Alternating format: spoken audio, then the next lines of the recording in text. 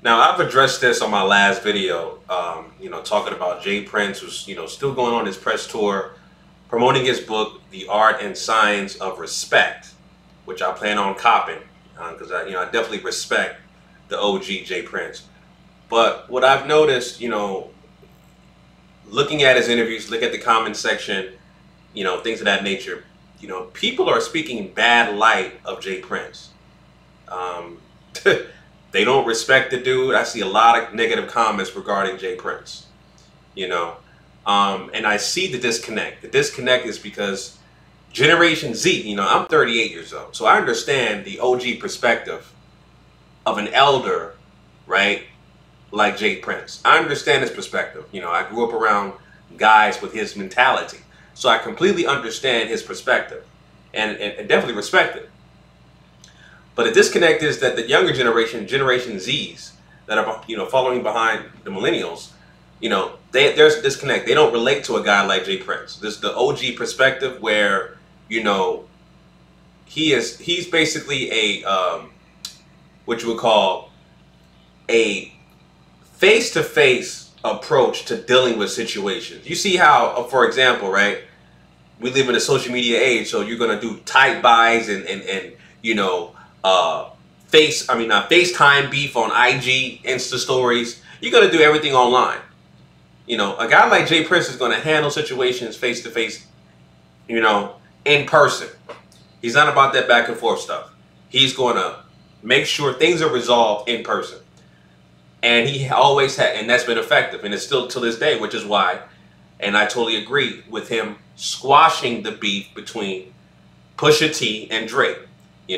Drake is his investment. He's protecting his asset and making sure there is no other further damage on both sides.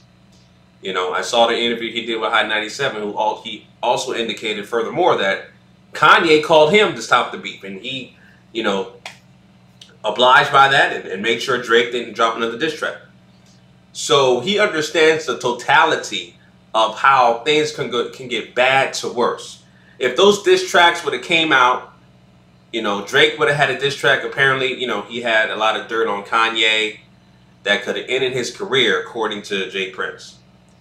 Could have possibly had more dirt on Pusha T. Who knows, right? To counter that death blow that Pusha T did. The death blow to me was the blackface. That was a death blow.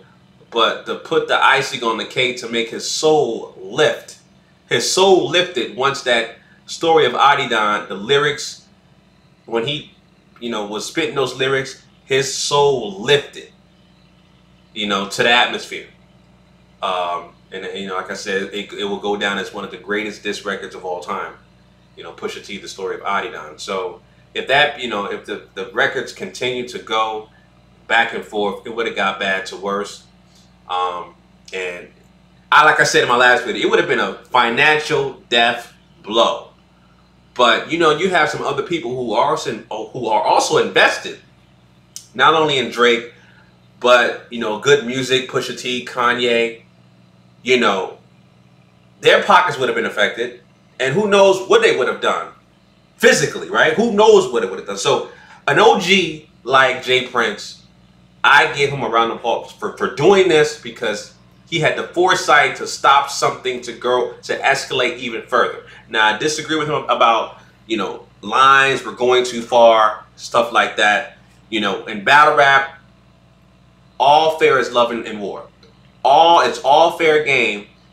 Once Drake mentioned Virginia Williams, which is Pusha T's fiance or wife, I believe, his significant other. Once you mention that person's name, who has nothing to do with the battle, all bets are off. So, Drake basically kind of he opened the door, right, for those personal attacks. He opened the door, and then Pusha T just basically rammed himself right in, right, and demoralized Drake's character. Talked about his mom, talked about his dad, right? And compare that cycle of anti-marriage that his dad, when his dad left his mom, right, at age 5.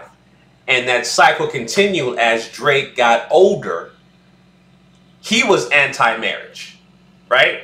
He painted that picture to demoralize the character of Drake and not, you know, repeating the cycle of being a absentee father or a part-time father, or AKA deadbeat dad, similar to Drake's father. And he mentioned his, you know, alleged son, wife, or baby mother rather, etc., etc. And again, it's a potent death blow track with double, triple entendres. And for me, like I said, for me, it will go down in history as one of the greatest diss records of all time. But that's where it needed to end, because like I said in my previous videos, Drake, there's no coming back from what happened. Your image is forever changed, tainted. The blackface was so potent. It was, when I first saw that photo, I was like, oh, that's a good photo, man. A good photo that looks like Drake. After further examination, wow, that is Drake in blackface. Wow, that photo is 11 years old. Wow, he comes out with a statement explaining himself why he did the blackface. Contradicts what he said about him growing up in Canada and not experiencing racism until he reached America as a rapper. Right? You peel the layers back and piece it together. You understand how demoralized Drake was because of the death blow diss record, the story of Adidas. It was a death blow. Point blank and simple. And if you disagree, I mean, you really are drinking that Drake, 6ix9ine, Canadian Kool-Aid, whatever they got up there in Canada. You know what I'm saying? Just get off your high horse, and your boy Drake, Aubrey, blackface Drake took that ultimate L. You know, you can't reign on top forever. You can't, right? But like I said, with Jay Prince, he's doing these press tour interviews. He's going on every major, you know, hip hop radio station across the country promoting his book. He said some interesting stuff about Tekashi 6ix9ine. I had a lot of things to say about Tekashi 6ix9ine in my older videos, and he basically mimicked what I said. You know, I said that, you know, Tekashi is an industry plant. He's being controlled and manipulated by outside forces who are heavily invested in him to troll, you know, other stars and other hip hop acts, or whatever the case may be in hip hop, and that's what he's doing best. But let me play the clip of Jay Prince talking about Tekashi 6ix9ine, and I'll come back with my commentary. Here we go. Now when 6ix9ine was taking shots at your son and even you, yeah, how was that ended? Well, I hadn't heard of him taking shots at me. You're gonna have to enlighten that about me. But if he's taking shots at my son, that is me. Mm-hmm. You know what I mean? So, but here's the thing where that's concerned. The rainbow head guy, right? Yes. That's who we're talking. Yes, sir. Okay. I always go to the top, right? Because I feel like that guy, you know, somewhat of a pawn being programmed by whoever is over him. So the guy that say he had respect for me, and then out the side of his mouth, he invited my son to all of his private parts. You know what I mean? Ultimate disrespect. Exactly. And I don't know, you know, where I'm from, you know, we don't do that. We don't want no man sucking on us and different things. Exactly. My father said when you do that, you better be prepared to die or kill when you invite a man to your private. It's a true statement. It's a true statement. Your dad, he knows something. You know what I mean? It's a true statement. And maybe that guy feel that way. You know what I mean? But for him to say he respect me, and then out the other side of his mouth make a statement like that, you know what I mean? That's the situation. But the reality of that is, you know, that little guy, you know, he come to Houston all the time. And if I really had a problem with him, very people he come to Houston to visit would give him to me. You know what I mean? So what my son then was doing, you know, was was really showing him respect when they told him, okay, you can't just come to our party, you know what I mean, uninvited, and let him walk out of that night. That was a form of respect, because it's hard when a man, you know, is campaigning the way this guy campaigned. You know what I mean? Eventually he's gonna get elected. So you can't, yeah, you can't have a man, you know, beside you with all that campaigning, and you know, a bullet might fly from somewhere and hit the wrong person. So you want to get an understanding with these kind of people before you allow them to sit in your car, stand beside you. So you know, I understood what they were saying. Now, you wrote out a list of goals. Yeah. So let me also further elaborate about why the Generation Z, the younger generation, does not give Jay Prince the proper respect that he really deserves. And I'm gonna keep it real, you know. Coming from the so-called black community, you know, single parents, single mothers are giving birth to black children from 72% to 77%. So it's going even further. More single black mothers are giving birth to babies, children out of wedlock. So these dudes, these kids who don't respect an OG like Jay Prince are coming from a single parent household, basically raised to be a woman. A woman cannot raise a boy to be a man. It cannot happen. So your mother is raising you to be effeminate, to be soft, to be moist. That's the reason why you can't relate to an OG like Jay Prince. You know, Jay Prince is giving his son, Jazz Prince, all the game, all the knowledge that you can dream of. And his son came out, you know, he's the heir to the throne. He's straight. He's straight with all that knowledge.